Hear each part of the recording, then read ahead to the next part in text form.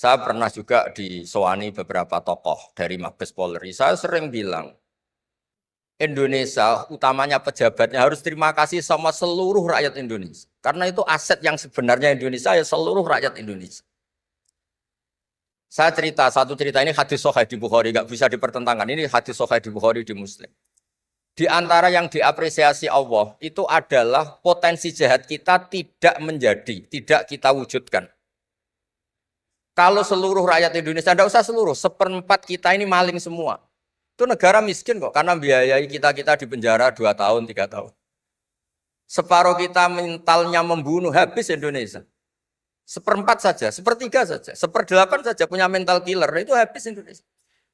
Ketika rakyat kita, ketika tetangga kita, masyarakat kita tidak melakukan kejahatan, itu ketertiban yang sejati. Maka semua bentuk ketidakkriminalan yang dilakukan oleh rakyat Indonesia itu awal dari aset bangsa ini. Coba kalau semua orang mencuri, habis negara untuk biayai di penjara. Semua orang kriminal, berkahnya mereka tidak melakukan, Indonesia baik-baik saja. Sebab itu ketika ada sekian kebaikan, Nabi terakhir ngendikan apa? Takufu syarroka anin nas fa innaha shadaqatun minka ala nafsik.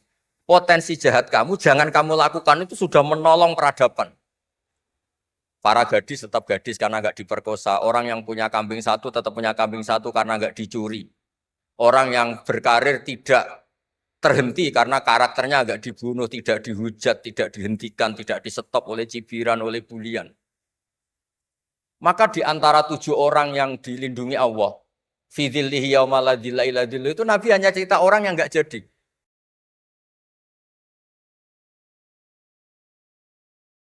Nggak jadi. Jadi kalau potensi kejahatan kita tidak menimpa orang lain itu sudah luar biasa.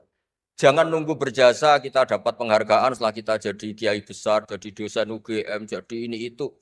Semua masyarakat kita yang menahan potensi kejahatannya itu adalah aset sejati Indonesia. Karena sekali mereka berkejahatan, entah itu mencuri, merkosa, habis. Harapan kita sebagai bangsa habis. Tapi selama ini nunggu ngapresiasi itu yang bentuknya fi'lu, yang bentuknya mereka melakukan apa. Sebetulnya enggak.